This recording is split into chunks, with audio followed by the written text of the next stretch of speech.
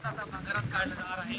हे जहाज भांगारात काढण्यासाठी कस्टम विभागानं 40 लाख रुपयांची ड्युटी भरण्याचं अनिवार्य केलं आहे आणि 65 कोटी रुपयांचं हे जहाज दुबईच्या मालकाचं होतं। या दुबईच्या मालकाशी संपर्क साधलेला आहे। गेल्या 5 वर्षापासून हे जहाज याच ठिकाणी आहे। रत्नागिरी शहरातल्या मिऱ्या किनाऱ्यावर निसर्ग चक्रीवादळामुळे हे जहाज अडकून पडलं होतं। ते आता भांगारात काढण्याच्या हालचाली सुरू झाल्या आहेत। तब्बल 5 वर्ष जहाज याच ठिकाणी आहे।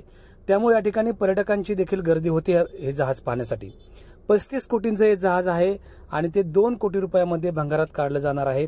500 मेट्रिक टनाचं एवढं वजन या जहाजाचं असून या जहाजामुळं मिऱ्या किनाऱ्यावरती धूप प्रतिबंधक बंधाऱ्याचं जे काम सुरू होतं ते रखडलेलं आहे। त्यामुळं पतन विभागानं मेरीटाईम बोर्ड आणि कस्टम विभागाला जहाज येथून काढण्याबाबत पत्रव्यवहार केला होता। दुबईवरून हे जहाज मालदीवला चाललं होतं। 3 जून 2020 रोजी निसर्ग चक्रीवादळाच्या तडाख्यात सापडलं आणि मिऱ्या किनाऱ्यावरती अडकून पडलं। त्यावेळी या जहाजामध्ये 13 क्रुझर होते।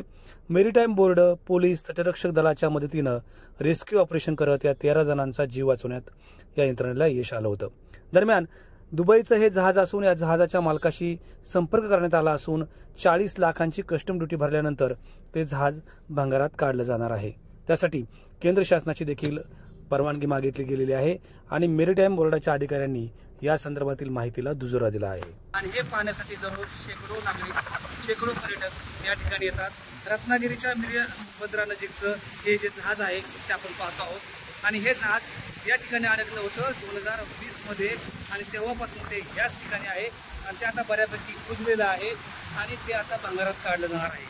आपण पाहतोय की हे जे जहाज आहे ते आता कस्टम विभागानं देखील 40 लाखाची कस्टम भरायला सांगितलेली आहे आणि आता हे जहाज भांगारात काढलं जाणार आहे। त्याच्या मालकाशी देखील संपर्क साधलेला आहे आणि ते जहाज इतक्या दिवस किंवा इतकी वर्ष एखाद्या पर्यटन स्थळासारखं झालेलं होतं। ते आपण पाहतोय की रत्नागिरीच्या मिऱ्या बंदरानजीकचं बसर स्टार नावाचं दुबईतलं हे मोठं जहाज